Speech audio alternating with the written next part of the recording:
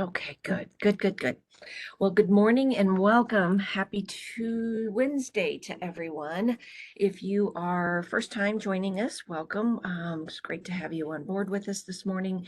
If you have been on a previous call, then welcome back. It's great to hear you again. My name is Julie Love, and I am the Manager of Recruitment and Retention here at the Illinois Department of Revenue. And on the phone with me this morning is two of my colleagues from the interview and selection team, Brent Stice and Millie Atkins. So this morning we are going to talk about all kinds of different things. We have an action-packed agenda. First, before we jump in, let me clarify that we do these virtual calls once a month. And this time we are doing 5 calls this week. So we realized that sometimes when we schedule the calls, it's hard for people to attend them. So we're kind of doing an extravaganza, spring fling, week-long calls. We had one yesterday, we have 2 today, we have 1 tomorrow night, and 1 Saturday morning. And the idea was to just schedule them so that we could try to attract as many people as possible. You do not need to attend all of them. The sessions, the content is all the same. It's just a matter of the questions will be a little different based on the attendees. However, we are recording all of them and they will all go on our webpage, which is tax.illinois.gov. So you don't need to attend all 5 of them. A few housekeeping things. We would ask you to please be professional guest for our webinar this morning, not to troll or try to sell us things in the chat. And if you do, we're going to remove you. We also ask that if you have a really personal question and it's, really detailed about your job situation, you used to work at the state before and how would coming back look and we might need to reach out to other people to help get you an answer, and we would ask you to please take that offline. Our agenda today is to cover as much information as we can in our hour. We will talk about revenue, the agency itself, a little bit of history, the jobs that we typically post for, and then get into benefits for the state, applying for a position through the electronic portal SuccessFactors, and then also creating your resume and a little bit about interview process. We want to make sure that we allow enough time at the very end to get your questions in. Many of the monthly webinars that we do are based on the questions that we get from attendees like yourself. So if there are certain things that you're really confused about or want a deeper dive on, please put that in the chat and we'll see if we can't get that scheduled. So with that, we have a lot to cover. Let's get started. Let's see, I'm hopeful that it advanced. So I have lost my box again. The disclaimer should be up, and I am not an attorney. I'm not a tax expert. I'm not here to get you either of those. So if that's what you're seeking, I'm sorry. This is to talk about jobs and the hiring process. And so that is our disclaimer for today. History of IDOR. We are a very, very stable state agency, and in today's marketplace, that is, it creates a lot of peace of mind for our employees and for those interested in working for IDOR. So we administer over 80 different taxes. We started out with 1, and we're now over 80. We process 13.3 million tax returns and deposit $67.5 billion in 2024. And our mission is really quite simple. We are in the business to process taxes for the state in a fair and consistent manner. We work closely with the comptroller's office to deposit those funds and then turn around and disperse those back across the state to wherever they are needed. We often get questions about, is there an age limit to working at IDOR? And there is not. There are really no limits to working at IDOR. We value diversity both culturally and professionally. We believe that it can foster a more productive work environment, best suited for our employees and for serving the citizens and taxpayers of Illinois. Now we here at IDOR are broken into what we call program areas, and the areas listed on this slide are those that deal mostly with taxpayers. So yes, we do have human resources, communication, internal affairs, admin services. We don't generally deal with taxpayers as much as these program areas that are on the slide. So, and they are exactly like they sound. So taxpayer services, account processing, where all the tax returns come in and they process those. Collections, we work with taxpayers who do owe us money to get repaid. Our audit division is one of the larger program areas here at Revenue, our legal services, and then our criminal investigations. And please feel free to put your chats in there. Millie and Brent are here to help answer those questions as we go. And then, like I said, we'll also answer at the very end. Now, we often get asked this question. So earlier, the slide you saw was the headquarters in Springfield, Illinois. That's where all the taxes come in. And the majority of our employees and positions are at that location. We do have locations across the state of Illinois, 2 up north, well, technically 3, one in downtown Chicago and then in Des Plaines, and then also Rockford, Illinois, 2 down south, Fairview Heights and Marion, Illinois. And we also do have remote. Some positions are allowed to work remote, work from home. It really depends on the position. So for example, you can understand why we wouldn't want someone taking your tax return home with them and processing it at their kitchen table where, maybe the kids are playing or the neighbors pop in or whatever. Much of the information that we deal with in processing taxes is highly confidential, and there are strict guidelines to how that information can be utilized. So we want to make sure that the position is one that can technically be done work remote. The other is it depends on the person. Some people work well remote, some people don't. They're not as productive, and it also depends on the program area. So question we're asked often, it really just depends. The revenue auditor trainee. Okay, so these are positions that we post for here in across the state, actually, but we post regularly. And what I mean by that is we have large class hires. So it could be 20, 40, 60 vacancies at a time. This revenue auditor trainee title is one that will be posted later this year. It is a class hire where we will be having a large number of vacancies. We do that to help us with the training process. You'll see that in this case, what we call RAT title reviews taxpayer books and records to ensure legal compliance. And then it does require a bachelor's degree and some accounting, 15 hours of accounting coursework, progressive accounting coursework. And it is also a union title. The key for this particular title and this next title, the Revenue Tax Specialist Trainee or RTS, neither of them require any experience whatsoever. We give you all of the training either on the job or in the classroom to do these jobs. So you don't have to have any prior experience. This particular title, the RTS, works across the agency. It is our largest title. We have over 325 people in this title alone. Both the revenue auditor trainee and this revenue tax specialist trainee, both of those trainee titles are in the union, and they both get bumps when you complete a portion of the training.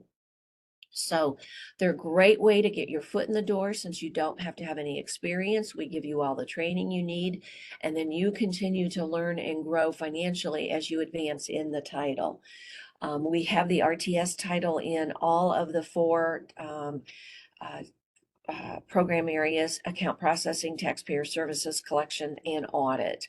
So this is probably the easiest title to get your foot in the door with the state of Illinois. Right now, we don't even do interviews for these 2 titles. So it's a great option if you're looking for full-time employment. The next 2 positions are in our legal services area, and I show them for 2 reasons. Number one, we are continually searching for attorneys. Many of our positions at Revenue are what we call second career jobs. So the average age for our employees is 46.63 years old, and the average age for our trainee is 38.12. So you can see how sometimes people will graduate from college or they'll get a job right outside of high school and they'll work in that position. Many times it's in private industry, and then they want to make a shift and come to the state of Illinois for many cases, the benefits, which we'll talk about next.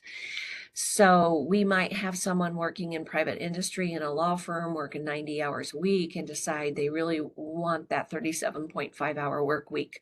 So a lot of times these positions, these attorney positions, will be second career jobs. The reason I post these particular title, it's called a Technical Advisor Advanced Program Specialist, or what we call TAPS. There is no way by reading that title that you would probably realize that this is an attorney position. It does require a law degree and some experience, but the title's a little wonky. So when we get into the job board, this is where I'll stress again, make sure you click on the titles because sometimes they don't appear to be what they are. The next one is a technical advisor too. And again, this is an attorney. We post for this pretty regularly. So if you know friends and family that have a law degree and want a shift and would like to work for the state and really do good work for the citizens of Illinois, then encourage them to check our board. So let's transition a minute over to benefits of working for the state. So if you don't know already, one of the greatest things about working for the state is the benefit package. The next couple of slides really apply to all the state agencies. There's one that I'll highlight that applies specifically to IDOR, but for the most part, these benefits that we'll talk about apply across the state. I won't read all of the slides, the next couple ones to you. I want to point out a couple of key highlights. So for example, this particular slide, the fact that we work Monday through Friday, work schedule 37.5 hours, very limited overtime. It might be cyclical because of tax season. This week, we're working late Thursday night to do one of these sessions and then Saturday morning again, but typically we work a 37.5-hour work week. One of the newest benefits is the parental leave, where we get 12 weeks off for, and this is for both the mother and the father for having a baby. So it's a great new benefit for the state of Illinois. Key takeaway here on this slide is that health, vision, and dental benefits start on the first day, so there is no waiting period. So if you are leaving a job and your insurance stops today, April 30th, and you start with the state of Illinois tomorrow, May 1st, you do not have to wait for those benefits to kick in. Now, this slide is one of those a little bit different. We'll focus on a couple of things. The state of Illinois is an employer that does qualify for the Public Service Loan Forgiveness Program. The state does offer 2 retirement vehicles. It offers a pension, a monthly benefit that you get when you retire from the state. There are 2 tiers, tier 1 and tier 2. And we also offer deferred compensation, which is an additional program that you can put your money into and save for retirement. The key on this slide, you'll see that bullet number 2 is tuition reimbursement. IDOR offers $5,000 of tuition reimbursement on an annual basis, and not all state agencies offer either that much or offer it at all. So this is one of them that we kind of stand out on. The key here on professional development is really the beauty of IDOR and how we promote from within. It is one of the things that I am very proud of, and I like to always mention. Many of our internal leaders have started out in those trainee titles. Millie's a great example. She took advantage of that tuition reimbursement program, got her MBA. She started in a trainee title and has worked her way up to a HR specialist position. And our senior staff is very female heavy, and also individuals that come from different nationalities and races. So that's something that we agree or promote, is from promoting from within. We also offer the state of Illinois additional voluntary benefits. They are listed here. You can peruse through that list. You would pay any extra expense incurred with these benefits, so you don't get those as an employee of the state. Now, transitioning into how to apply for a job. So forever, the state of Illinois had a website that was like Work for Illinois or Jobs for Illinois. They have transitioned into a new website that is careers.illinois.gov. You'll still get there by the old one. So if that's what's on your brain, like many of us that have worked with that title for years and years, you'll still get there. However, they are trying to redirect everything to this new career.illinois.gov.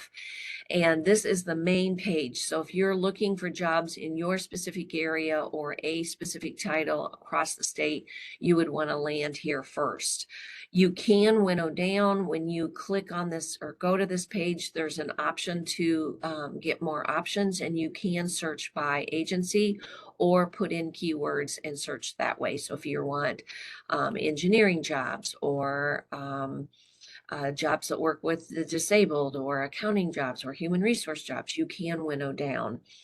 Now, for our jobs, you can go directly to our webpage, which is tax.illinois.gov. And at the very top right-hand corner, kind of in that yellow circle, you'll see it says employment. And once you click there, it takes you to this page. 4 options at the top. So why work for revenue? It explains a little bit about our agency and why we are a little different than other state agencies.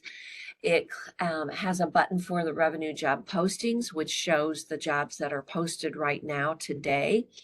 It has what we call in-demand job titles. These are jobs that we frequently hire for. And it gives you a little bit of information about those jobs and then how to apply. There's a section on there that goes into great detail on how to apply for a job with the state. We're just going to cover a little bit of that this morning on the call, highlight some of the key things. So I would encourage you to click on any of those 4 buttons to find out more. Now, when you click on the job posting, this was from yesterday. And if you go out there today, you'll see there's only 2 jobs posted. So one of these fell off. We don't know. That's probably one of the top 5 questions we always get. When will this job post? We don't know. So we create the posting, we submit it for approval. It has to go through a process. We don't know when it gets approved on the other end, and then we don't know when it will post. So we get an internal email telling us the job's posted so that we know. But for the public, the best thing to do is sign up for what we call job alerts, because that way, if there's a particular job you're interested in, you will not miss out. Now, once you click on one of these 3 titles, one of them interests you, you get more information. And all of our jobs at Revenue are set up the same way at the top portion of the job posting. So it's going to tell you the agency. Most important is that closing date. Again, key takeaway, the jobs are up there live for 10 days. You have to apply for the job while the job has an active posting or an active link. If you wait until this one comes down May 9th at 11:59, and on May 10th at 8 a.m. you decide you forgot about the job, you go out there to apply, it will be down and you cannot. You have to wait for that job to post again. Now for our trainee titles, that might be in a couple of months or 6-9 months it would post again. But for some of our job titles, maybe something in HR or something very specific, a merit comp job, it may not post again until the person leaves and the position is vacated. So you want to sign up for job alerts, either from texting or email, to be notified when a position posts at Revenue.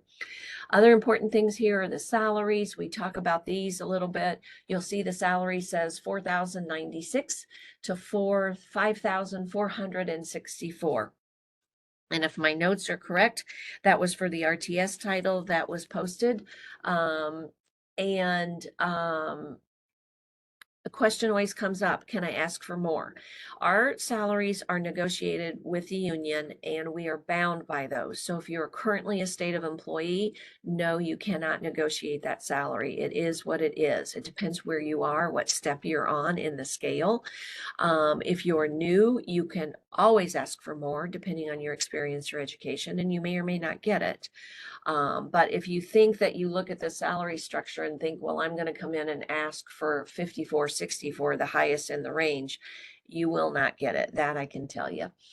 Also on this section, it talks about the county. It's in Sangamon, and there's only one vacancy, and that bargaining unit code RCO 62 tells you that it is a union position. Now, the details on the job are very, very important for a couple of reasons. So we're going to sit here on this one for a hot minute, walk through it. Those essential functions tell you what exactly each job does. So if you think, what would I be doing all day? Read through those essential functions. You also want to look for keywords because there's a good chance that some of the questions that you will fill out on the application will come from those essential functions. There's a good chance that possibly some of the interview questions could come from the essential functions. I beg of you to please print or save this job posting when you apply for it, because here's what happens. It could take 4 to 12 weeks or sometimes even longer to hear something about the job that you've applied for. And if you get a phone call or an email requesting an interview, you may have forgotten in 4 to 12 weeks what the job consisted of.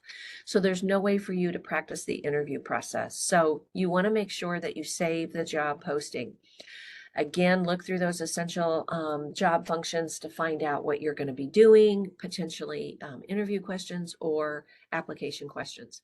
The min quals are very important. This is the minimum qualification you have to apply for the position. There sometimes are preferred qualifications on a job posting. And the difference is if we have 1,000 people that meet the min quals, how do we winnow down that list to get it to a manageable group to work with? And that's when those the second round of qualifications would come in. So then we start looking a little closer at the qualifications of each candidate. There aren't any on this particular job posting, but they would be on other job postings. And again, the most important, or one of the most important parts of this job posting is that conditions of employment, which is highlighted in yellow. You can see on here, I was not a student that could ever draw within the lines by my sketchy yellow markings. But the key here is requires the ability to successfully complete a tax compliance and fingerprint background check. I don't want anyone to be surprised. We do a tax compliance background check on all of our applicants that we offer jobs to. If you do not pass that, we can work with you to set up a payment plan if you do owe us back taxes. But most importantly, it's that fingerprint background check. We do that on all of our employees, no matter where they're located. We have a daycare here in Springfield. We have to ensure that everyone can pass that fingerprint background check. Even if you work in the Chicago office, we do it on every IDOR employee. So be prepared for that. And for that reason, sometimes it might take an extra set of time to get through the hiring process with revenue because of those additional background checks. And then the final details. So it has a contact information on here. You see the work hours are 8:30 to 5. It's in Chicago. The agency contact in this case would be Brent, who's on the call with us this morning. Again, another reason to save this posting. So if you want to check the status, it's been 14 weeks and you still haven't heard anything, you would want to reach out to Brent and say, hey, can you just give me an update on what, did I make it or not, or what the status is of that posting? But then you would go ahead and hit apply. So a couple of reminders, recap, print and save your job posting, read that job posting in detail and study it for keywords that could come up later. Pay attention to the section labeled requirements or qualifications so that you can be prepared. Now let's transition a little about how to apply. Earlier I said there's resources on our webpage that you can go through and help you apply. The first step is setting up your profile in SuccessFactors. It's pretty easy. It's basic information, your name, an email address, a phone number, You want to make sure that whatever email you use, you're going to have access to no matter what. If you use a work email and you go on vacation, we typically notify candidates about email or interviews via email. So if you're on vacation and out of the country and can't get access to your email and you miss that invitation, we cannot extend it later. So you want to make sure that you have access to whatever email you put down on here. You will see on there, it shows my Julian Love cover letter, last updated for something 22, and Julian Love resume, last updated 6/30/22. That's the last time I've had any kind of activity. So I applied for some type of a job back in 2022. So 3 years ago. Question comes up on transcripts. You can upload them right here. The question is, do you have to upload them every time you apply? My advice to you is upload them once, make sure that they're there, everything comes through okay. You can upload an official, unofficial, or official transcript. We cannot take a copy of your diploma. It has to be a transcript. Now, you could apply for 3 or 4 jobs, and then maybe on the 4th job, you go out there and check it and make sure that it's still okay. Generally, you do not have to apply or upload it each time you apply for a job. And then this is a screen that shows how to go ahead and upload your documents in SuccessFactors. Now let's spend a minute or two talking about answering the questions. Again, I beg of you to apply as much detail as possible in answering these questions. You will, if you've applied for jobs in the private sector, you will always hear, make your resume 2 pages, just put the highlights, your successes on there with some bullets. Don't put job information on your resume about from past 10 years or 15 years ago. That is incorrect for the state of Illinois. We'll get into that in the resume section, but I want to make sure you understand that you need to fill out the answers to the questions based on your work experience. You need to make sure that your answers match your resume. So when it asks you questions, do you possess any DEI certifications, and you mark yes, that your answer, it says, please describe what DEI certification you possess. Please, please, please do not say, see resume. If you do that, it will be tossed. You will not be considered. We do not have an ATS tracking or computerized process that is answering or reviewing your answers. We have a human being. And if you put see resume, sometimes getting to that resume isn't super easy and they just don't have time. So you need to make sure you are very thorough when you answer the question. So you also want to make sure that the information on your resume and your application match. So if I say I got a certificate from Cornell in 2020, that's what my resume should say, because if there's discrepancies there, then they may not be able to give you credit for that. And your application is how you advance in this process. So again, be specific with titles and duties. The question is, do you possess prior experience working at a public government entity? And you should have marked yes. And then you put in there your answer. And so the answer spells out where the person worked, maybe what dates they worked, what job titles, job duties, and that is the same information that matches on the resume. So the application process itself, we know it does take a little bit of time. A lot of it depends on the number of applicants per job. If there's only 10 people that apply, it goes quicker than if there are 100 people apply, because we have to review and analyze each of those applications. You want to make sure on your resume you include all the details. Go back to every job you've ever had in your life. We will contact you either for an interview via email or an offer. Again, it can take 4 to 12 weeks, sometimes a little bit longer. And you want to make sure that your email is accessible 24/7. Now, let's transition and talk about resumes. One of the best free services that the state of Illinois offers is their career counseling services. You can send them your resume via this email address. They will review it, give you feedback on it. They will help you determine which jobs you are most qualified for at the state of Illinois.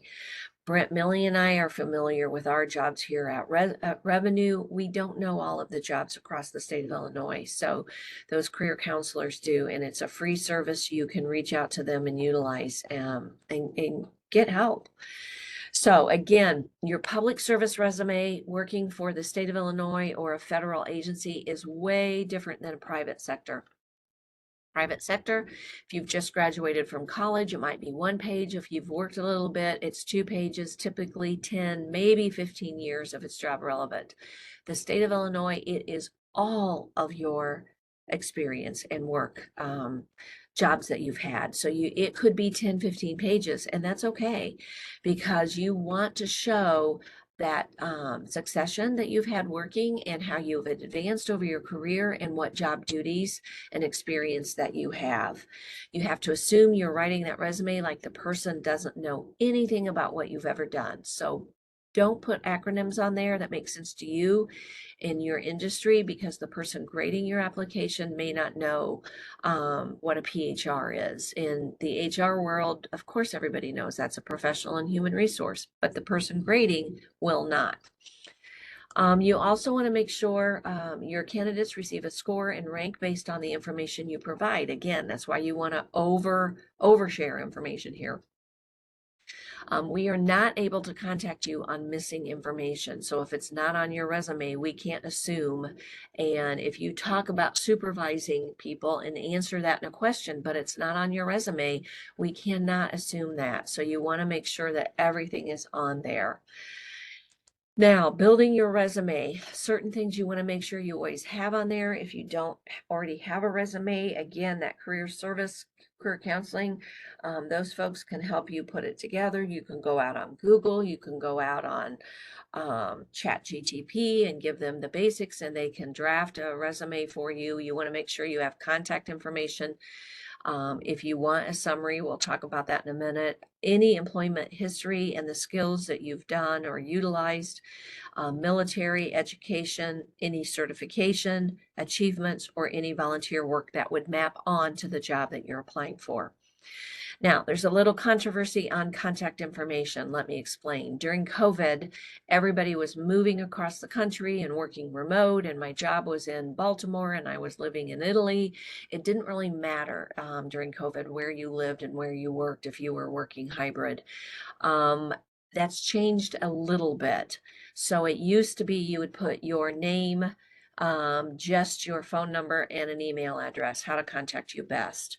What we're finding in the trend now is that you at least put a city and a state on there so that the recruiter will know what time zone they're in when they're contacting you in. So if it's us sending you an email about an interview, it doesn't matter. But if it's Millie reaching out to you with a job offer, she kind of needs to know if you are in Baltimore or LA because of the time difference. So you want to make sure you put a location on there. Now, professional summary, it really depends. You will hear people say, absolutely put it on there. You will hear some people say it's not necessary. Here is my 2 cents. Don't put some generic, I am a team player with thinking outside the box and a creative HR professional. That tells your potential recruiter or employer nothing about you. If you're going to do it, make sure that it is very specific and it's very data driven. So I have 30 years HR experience. I've hired 10,000 people. I have implemented 1,500 new retention programs. So there's some data there. You see, it's very results oriented. 2 types of skills, hard skills, soft skills. We'll get into these. So your hard skills are your technical knowledge. These are things that are very specific for jobs you might be applying for. So maybe at DoIT, the Department of Innovation and Technology, here our legal services area. So any type of college degree that you would have, or any type of programming, computer software language, you've worked hard to get that degree or certificate, make sure you put that on the resume or when you apply. So those are your hard skills. Your soft skills. You see this on resumes all the time. I am open-minded and a team player and creative. That's great. And anybody can put those words down on a piece of paper. But as an employer, we really want to know, how did you use those soft skills and what was the result? So rather than just listing these on here, you want to try to include those soft skills with some data. So for example, if you saved money or time, you implemented a new process that saved $10,000 for your company, you would want to put that information on there. So you brainstormed ideas for retention and saved the agency $65,000 in annual recruiting fees by implementing this retention program. You increase sales or you increase the number of applicants. So I conducted 5 webinars in April, May, and we increased our pool of applicants by 50%. So this is where you want to use a lot of data to say what you accomplished. And again, on your employment history section, we get a lot of questions on, it says give the exact month and year. I started working in the early 80s. I don't remember what month I started in my high school job, but if you don't remember, that's fine. Put an asterisk there and to say, I think it was August when I graduated, but I'm not sure. So as long as you put an asterisk there and kind of give a footnote and explain, that's okay. But again, under your employment history, the emphasis is to emphasize your accomplishments. So we get asked a lot, no experience, no problem. So maybe you are a fresh high school graduate and you haven't had a lot of work history and you think, well, how do I fill that out on a resume? Or how do I put that information when I apply for the job and answer those questions? You can include any information or activity like maybe babysitting or cutting lawns for the neighbor. But rather than just saying, started with one neighbor and now you mow the whole block, or you posted pictures of a satisfied customer on Facebook, tell the employer what you accomplished. So you grew your client base from 2 homes to 10 homes in 6 months. You see, that's a little more data driven. And the same with the home health provider. Rather than just saying taking care of my aging mother, you can say I provided daily long-term care, I assisted with maintaining food, and maintained a daily log. Certifications, if you have them, list them. If it's required, you have to put it down there or answer a question about it. So, but you want to make sure that you give enough information. So the title of your certification, where it came from, dates, any expiration dates. And the same thing with education. And we get this question a lot. What if I did not graduate? You still want to put on there the number of credit hours that you completed and give them a kind of a breakdown of the coursework that you've had. If it applies, it should apply to your job that you're applying for. An easy way is, and a question we get is, if I don't have a degree in the job I'm applying for, am I automatically eliminated? And CMS answer is no, but you have to explain it. So here's an example. I'm a nurse. I have 4 years nursing degree, a BSN, and I'm applying for more of a office, one of my trainee titles. Show how that in that nursing degree and in the job that you did, how those skills mapped over. So for example, well, hold that thought and I'll come back to it. So volunteer experience, same thing. If you have volunteer experience that maps on, you want to make sure that you include it on there. Achievements as well. So any awards that you get, you got employee of the quarter, you won national sales, anything like that, you want to make sure you put on. So resume recap, no page limit. The more work history you have, the longer your resume was going to be, and that's okay. Avoid any type of acronyms. You want to make sure it is very, very detailed. You want to change it for each job you're applying for. If I'm applying for an HR job here at Revenue, I don't want to send the same resume and cover letter that I would send if I was going to go apply for a programmer position at Do It. I would want to change that up a little bit.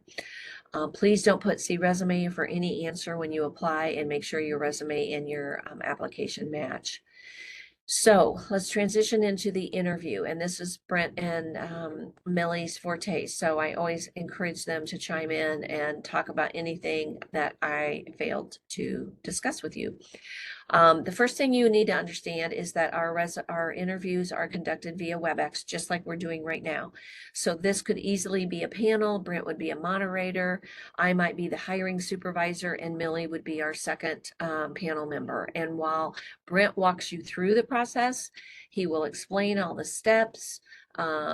You need to make sure that you do a little bit of homework on your end before the interview. So make sure you turn off your cell phone, make sure you clear your house of children or dogs or coworkers or whoever that could be a distraction. You want to make sure that you're confident, that you're comfortable being on the camera. My camera is right here, so you don't want to be looking over here the whole time at the questions in the chat. You want to address the camera. You want to make sure that you practice with your friends and family. And this is one thing that I get a lot of pushback on. I don't need to practice. I can handle the interview. And I would say, I'm sorry, but I beg to differ. You really need to practice for that interview. Go back to that job posting that you saved, look at the essential functions of the position, think about questions they might ask you. So if it's a confidential assistant working for the director's office, they're probably going to ask you about a time you worked with confidential information or a time somebody maybe asked you to share confidential information. If you're scheduling the director's calendar, they would ask you about how you manage multiple projects at a time. So that essential functions on that job posting could help you prepare for that job interview. Couple of other key things here. Again, there's panel members. The key takeaway here is that the questions are all the same for all the candidates. So if there's 10 people interviewing, they're all going to get the same questions. There could be 6, 8, 10, 12 questions. But the questions will all be the same. We can't explain them in any way. So if you don't understand a question, please don't ask, can you explain that to me? Because we can't. We can repeat it, and we put the questions in the chat. So Brent will type the question in there. It gives you time to read through the question, and then you have time to answer. They will also tell you how long you have for the interview. So it might be 30 minutes, it might be an hour. So you need to make sure you space yourself. If they say we have 12 questions in 30 minutes, that's very unlikely, but just in case, you need to make sure that you keep track of how long you're answering those questions, each of them. You want to make sure you listen to the question. Often there are multiple parts. So tell me about a time that you dealt with highly confidential information and when a person asked you to share some of that information. A lot of times what happens is you're nervous and you remember to answer the first part, or you might answer the second part since you heard that last and forget to answer the first part. So make sure you listen. And make sure you tell a story. It's not just regurgitating your resume, it is telling a story in how you worked with confidential information and maybe something that came up while you were working with it. Interviewing, okay, understand your interview does not have your resume in front of you. So if you assume, if they ask you a question, tell us about your experience working with webinars to do recruiting events.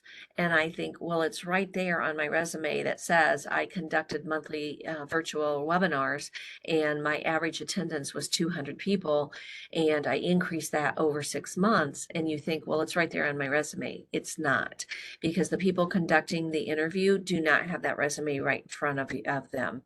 The key takeaway here is if you do not say it out loud, it cannot be counted for scoring. So don't assume that just because it's on your resume that the panels know that. You have to say, I conducted monthly virtual workshops. I increased the attendance from 500 a month to 1,000 a month. And I increased it from 3 a year to 12 a year. So you have to be very, very specific. Again, don't miss out on, oh, well, let me go back a second. Make sure to ask questions after the interview's ended, if there's still time available. Utilize that full hour. If they say we have an hour, you want to make sure that you give detailed answers. So don't miss out on job alerts. We talked about that at the very beginning. The jobs post for 10 days. Once they come down, the posting closes, you cannot apply. So you want to make sure that you sign up for job alerts so that you don't miss out. And again, here is our email address. If you have follow-up questions, please feel free to email us. And that is it for the actual presentation. I know that Millie and Brent have been answering questions in the chat while I've been visiting with you. If there are any other questions that you have, we have a few minutes left in our hour this morning, so make sure you put those in the chat.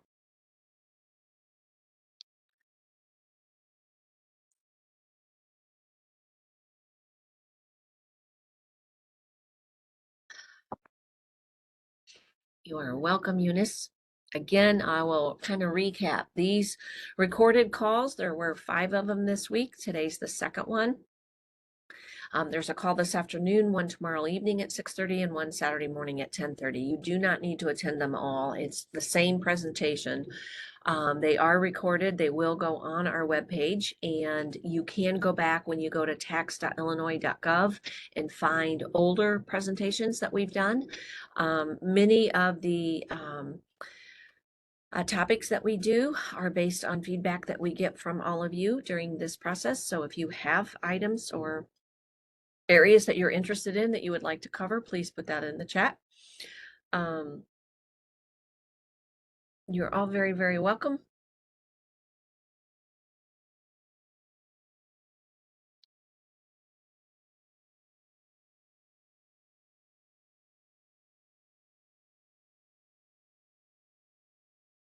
And Brent or Millie, could you let me know when we're kind of ticking down on numbers? I don't want to keep anyone, and it looks like most of the questions have been answered. So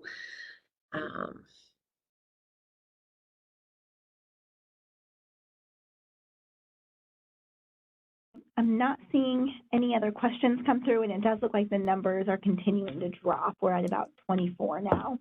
Okay. Well, we can wrap up early. We'll give you back 15 minutes. You are welcome, Marcy. Thank you all for your time this morning. We greatly appreciate it.